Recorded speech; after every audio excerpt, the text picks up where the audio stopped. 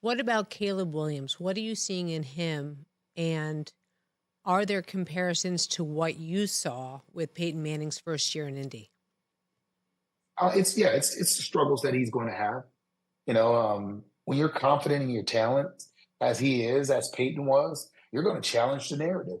He's trying to see how good he is, and if he can deal with the backlash in Chicago. And listen, there's a lot of it. There's a lot of experts who know a lot of football in Chicago that sit and watch games that know exactly what they should do with him, but they've never played it down. And those people, if you can drown out that noise, learn from what you're going to go through this year and take that and get better and come back a better player next year. But if he can withstand all the criticism that he's going to take, all the bumps and bruises, and he doesn't get hurt and he plays all 17 games this year, he's going to he has it. Like I'm telling you, the kid, he has it. Well, he also has to withstand, and you just mentioned not getting hurt. Not only does he have to withstand the criticism, he's got to withstand how many times he's getting hit.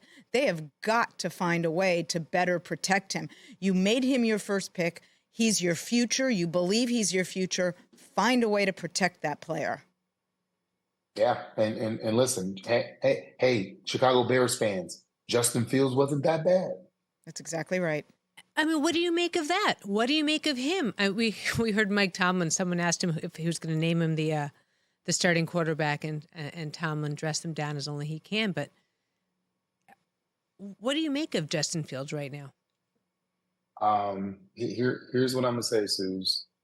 Good coaching is hard to find. All right.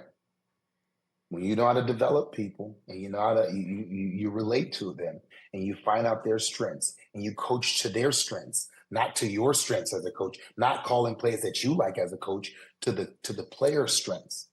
Look at what Arthur Smith is doing with him at quarterback. They're running things that the kid is good at doing. And then they're bringing along all the timing stuff that needs, but they're doing what he's good at. Marshall, I wish I could jump through this screen and hug you right this minute. The best coaches best position their players to be their best. They don't force players into a scheme for which they're not suited. They devise a scheme around the talent of their players. And, Suzy, you nailed it. We saw Justin in Chicago. We now see Justin in Pittsburgh. The best coaches best position players to be their best. Marshall, you have a thought?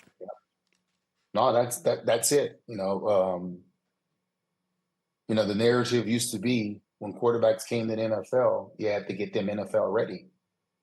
And I just say, man, just think back when a Steve McNair or a Michael Vick or a Vince Young, when they came to the NFL, if you just allowed them to be who they were, what would they have been? Because today's quarterback, guess what you better do? You better do some RPOs. You better run some spread. You better put him in a gun, because that's what we're getting now. Because we don't have a minor league system, we have to deal with what college gives us. And that's what college has given us. A bunch of kids who they've never taken a snap from under center.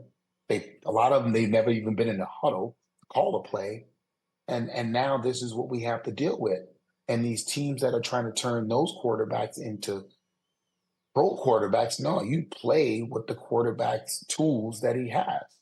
I love what Houston did last year. Like they literally took the kid Stroud and they worked with his strengths and got his weaknesses stronger instead of tried to get him to do stuff he wasn't good at. And then he got better at what he wasn't good at and developed into a guy who was able to go and play good ball in the playoffs. So just impressed with what they did, what D'Amico Ryans did. And just pay attention to the guys whom are having these conversations and developing. They've been around players. They've either played as a player, and they're saying the things that need to be said to get the best out of guys. Case in point, I'm gonna tell you right now, Shanahan is not asking Brock Purdy to do things that he doesn't do well. Check out new episodes of What the Football with Suzy Shuster and Amy Trask every Tuesday. Watch us on the Rich Eisen Show YouTube page or follow and listen wherever you get your podcasts.